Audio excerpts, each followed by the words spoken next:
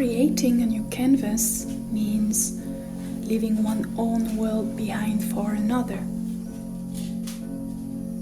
Breathing a different air and inevitably becoming someone else as well. Some transformations are more visible than others, and the hidden transformations are often the most radical.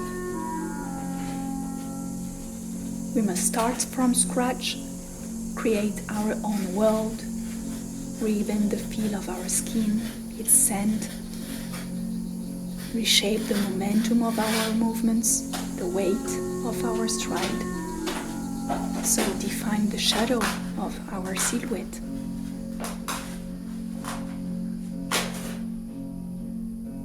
We don't choose alone. Life also decides a little for us.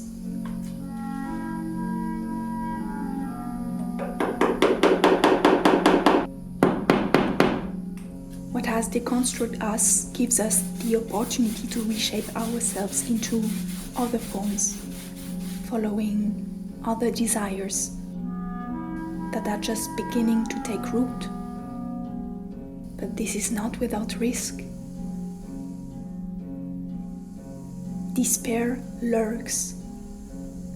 I am reminded of these words by Kierkegaard, an important companion on my philosophical journey. He says, choose despair. Despair itself is a choice. For one can doubt without choosing to doubt, but one cannot despair without choosing to do so. And in despairing, one chooses anew. And what does one choose? One chooses oneself, not in one's immediacy, not as just any individual, but one chooses oneself in one's eternal validity. Doubt is the despair of the mind.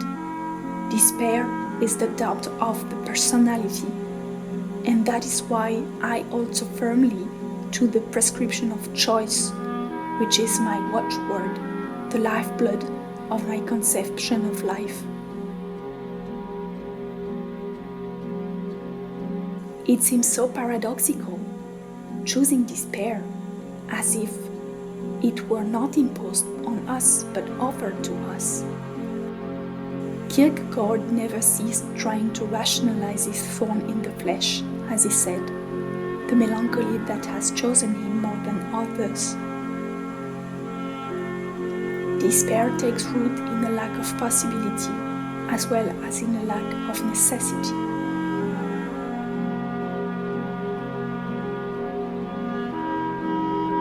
Through the opposition between possibility and necessity, Kierkegaard means that the lack of possibility implies that everything becomes necessity, according to a fatalistic and deterministic conception to which the philosophers objects. But at the same time, the simultaneous lack of necessity tends to plunge the self into the turmoil of the accidental and the abstraction of open possibilities with no connection to reality, which is, after all, its necessity. So, as one life draws to a close and another begins, I take root.